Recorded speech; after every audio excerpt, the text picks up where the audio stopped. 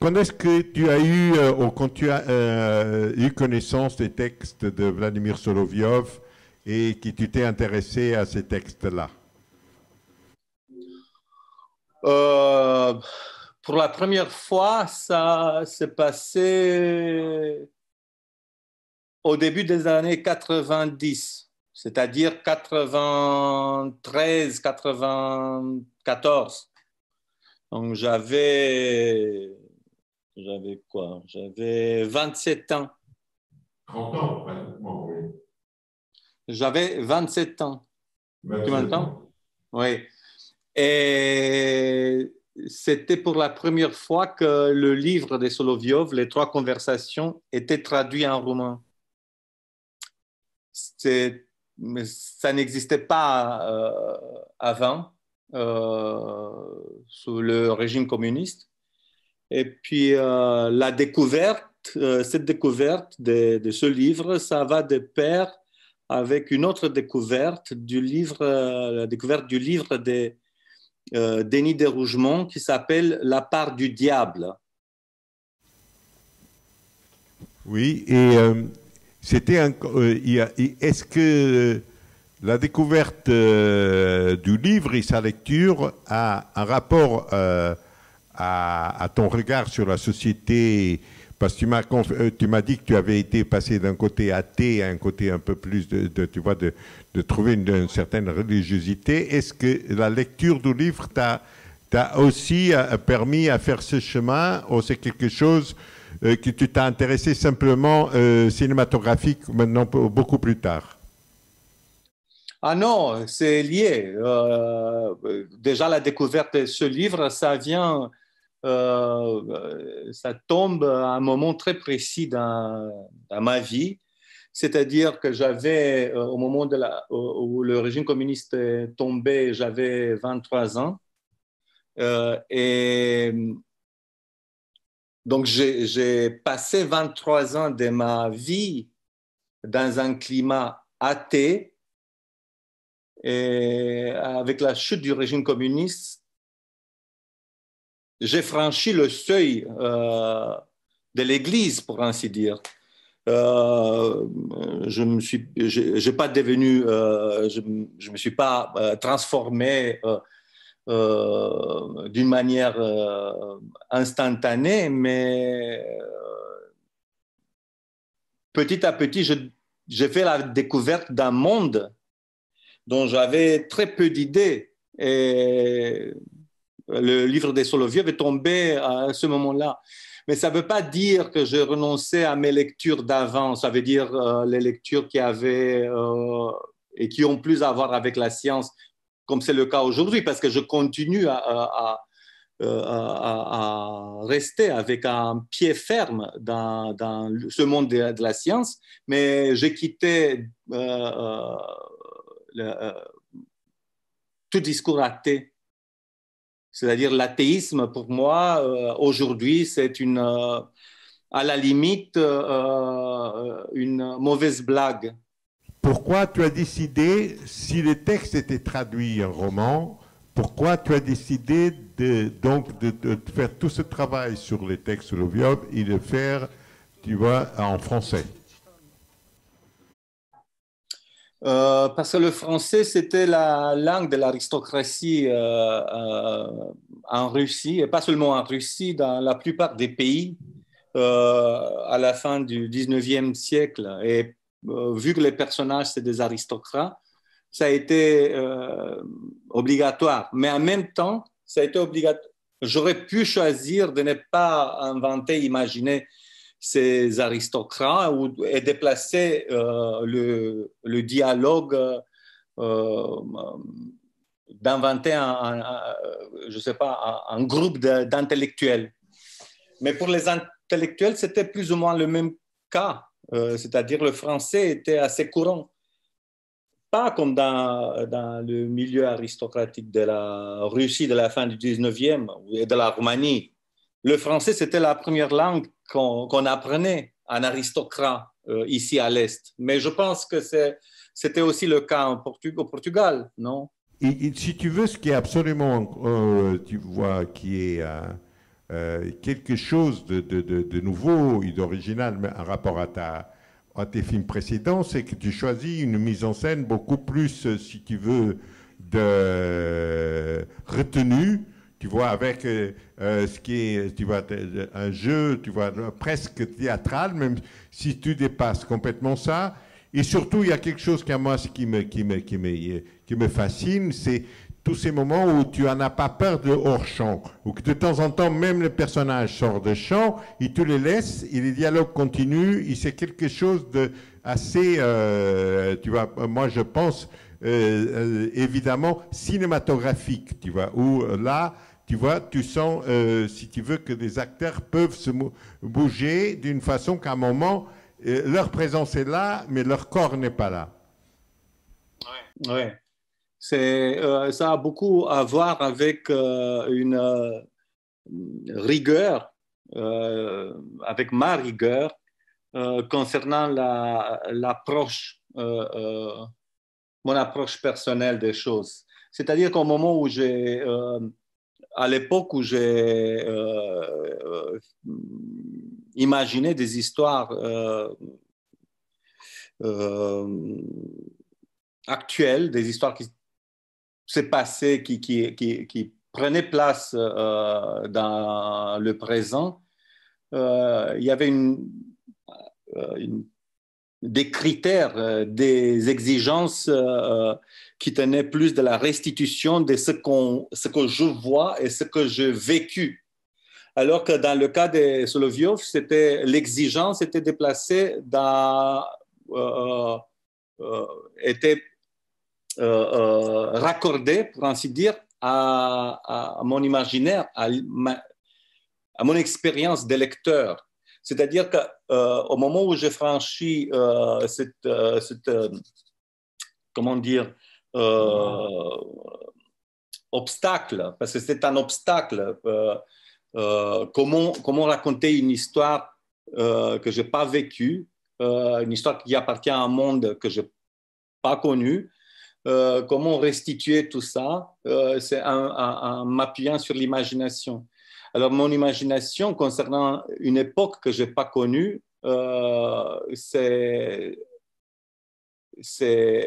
est attachée à un imaginaire que je connais.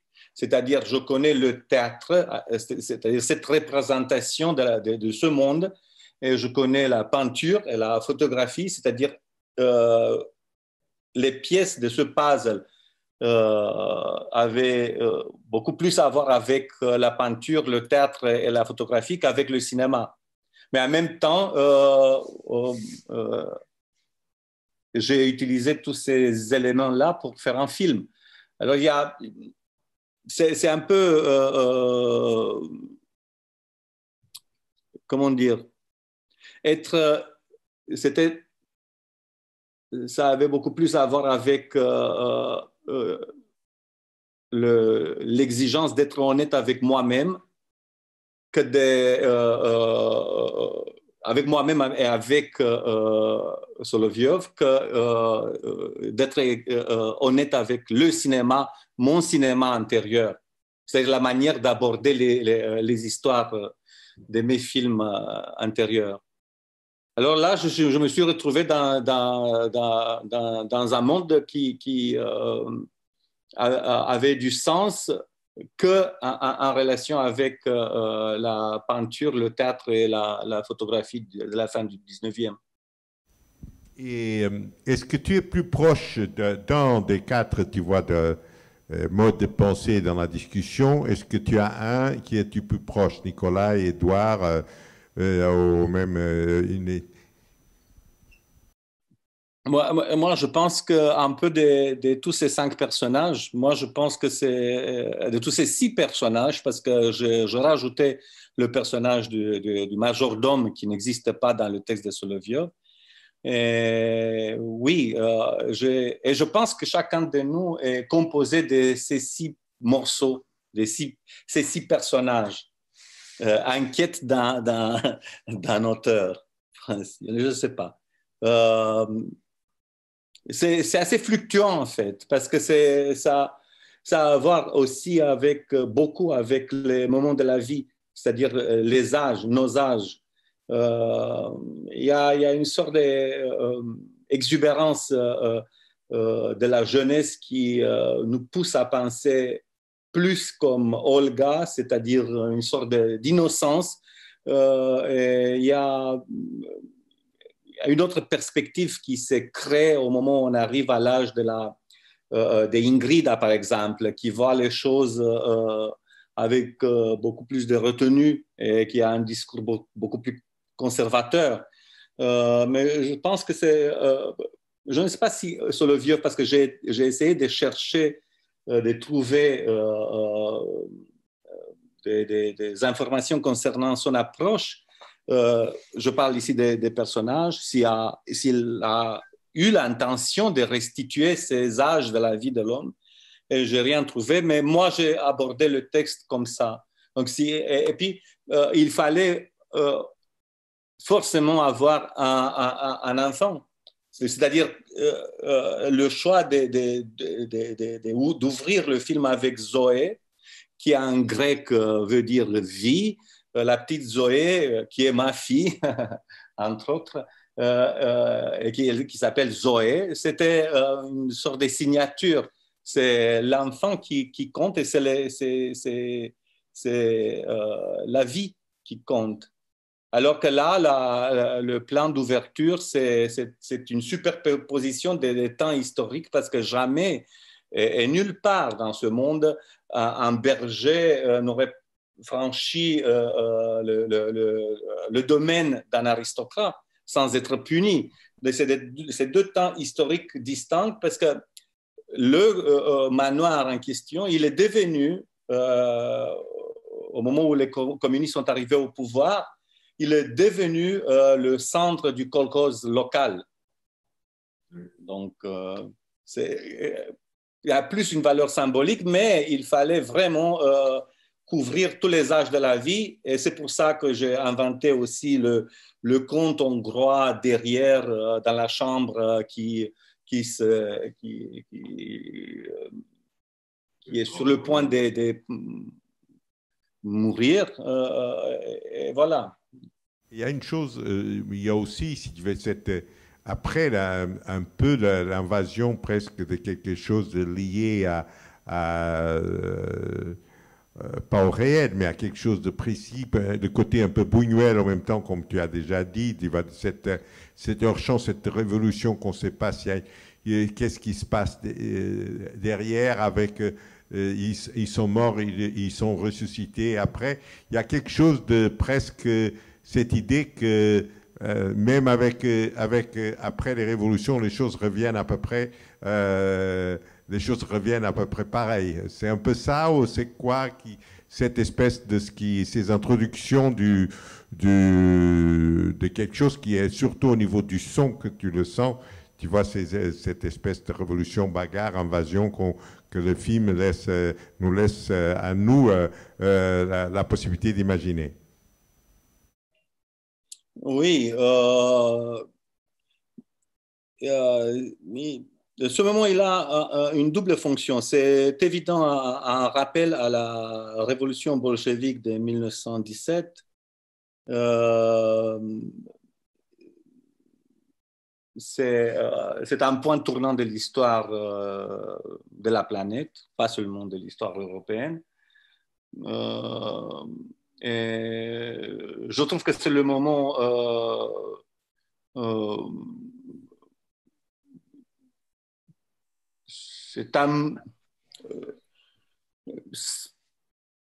je pense que c'est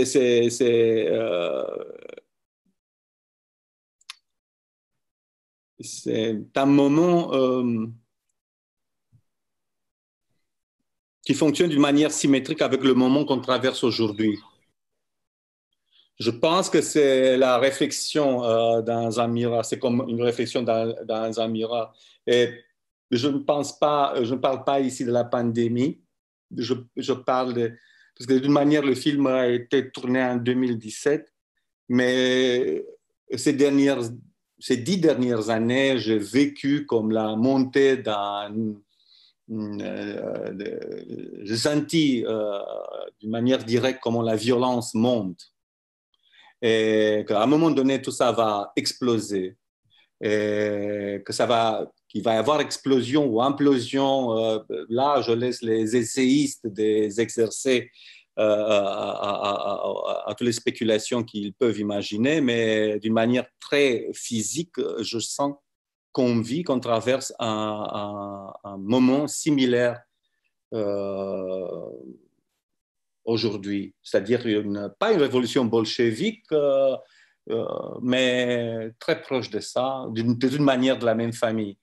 Et, une autre fonction de ce moment, c'était, donc d'une part, c'était un avertissement. C'était, moi, je sens ça et je considère que la condition de tout auteur est celle de whistleblower. Il faut, c'est l'enfant le conte des fées de Hans Christian Andersen qui crie le roi est nu. Et je pense que ça, c'est la condition primordiale d'un auteur. C'est sa fonction sociale, disons. D'une autre part, c'est comme le dialogue devenait plus lourd dans la deuxième partie du film concernant, c'est-à-dire le dialogue tourne autour de l'idée de la mort et de la résurrection. Je trouvais que c'est obligatoire d'installer quelque part dans le film, avant le dialogue, la mort. Et j'ai eu plusieurs idées, mais j'ai renoncé petit à petit et j'ai imaginé cette situation où il meurt comme au théâtre ou comme dans un film de Buñuel, c'est-à-dire presque symétrique, comme dans Le chant discret de la bourgeoisie, comme il faut qu'il y ait table, il faut qu'il y ait repas, il faut qu'il y ait au moins notion, idée, concept d'être ensemble, solidarité en quelque sorte, et qu'ils soient éliminés malgré leur position politique distincte. Parce que ce qu'il faut comprendre, ce qu'on doit comprendre, c'est que la révolution bolchevique, elle n'a pas tenu compte de l'idéologie. Et juste après avoir mis la main sur le pouvoir, ils sont mis à s'entretuer en Russie et ailleurs. En Roumanie, c'est la même chose qui s'est passée. Au moment où ils ont mis la main sur le pouvoir, ils ont commencé à s'entretuer. Ça a beaucoup plus à voir avec le pouvoir qu'avec n'importe quel discours centré sur le bien d'autrui. C'est un simulacre, le discours communiste est un simulacre comment dire, de compassion. Il n'y a pas de compassion. Quoique, dans leur idéologie, disons, dans le domaine public, disons, ici en Roumanie, ce qu'on vivait, c'était le contraire. C'est-à-dire que tous les représentants du Parti communiste parlaient du bien de l'autrui. On fait ça pour votre bien. Et moi, quand j'entends là ça aujourd'hui, je sais que ce n'est pas vrai. Je sais que ce n'est pas vrai. C'est pour ça que je dis qu'on vit, on traverse une époque qui est comme la réflexion de ce moment sombre de la révolution bolchevique de 1917 ou la révolution française avant celle-ci. Il y a quand même un côté assez, comme on dit, pessimiste dans ton regard, qui aussi dans ce film, il existe, mais en même temps ouvert. Ça veut dire, on sait pas, on sait qu'on est dans un moment très sombre, qu'on sait qu'il y a quelque part quelque chose qui doit changer, on ne sait pas comment ni comment ça va se faire, et c'est un peu, tu vois, ce qui laisse l'ouverture un peu de ce film, je pense. Oui, j'ai fait un choix.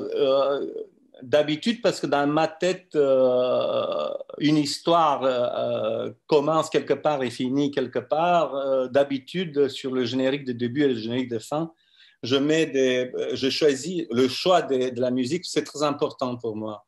Alors, les morceaux que je choisis, ça a une fonction bien précise et très abstraite, parce que ça a à voir avec ma pulsion personnelle, mes émotions. Mais dans ce film, pour ce film, j'ai décidé d'utiliser le même morceau au début et à la fin, comme fermer le cercle, parce que je n'ai pas de solution. Et c'est comme pas comme un Ouroboros, mais pas loin de là.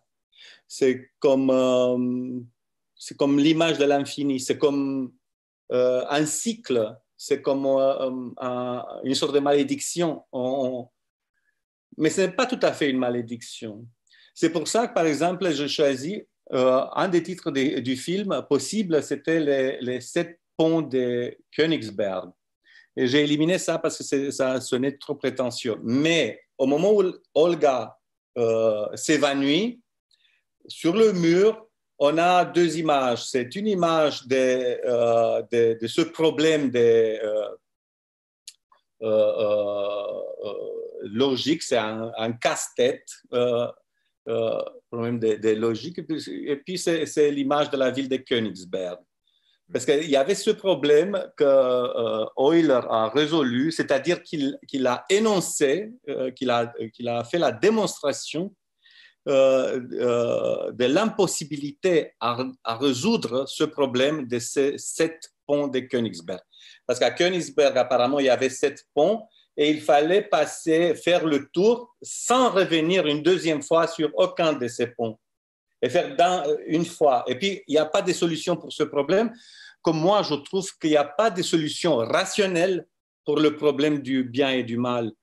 Mais je pense qu'il y a une solution, mais cette solution, ça ne tient pas de ce niveau-là. Ça ne tient pas de la raison. C'est autre chose. Ça tient du cœur. C'est le cœur qui est engagé. Et une fois le cœur engagé, ou comme ils disent les parents de l'Église, descendre la raison dans le cœur. Là, une fois là, on va plus avoir on va cesser d'avoir des doutes concernant la réponse à cette question. Mais sinon, si on reste dans le périmètre rationnel, dans ce domaine de la raison, on ne va jamais trouver la réponse à ce problème, à ce rapport entre le bien et le mal.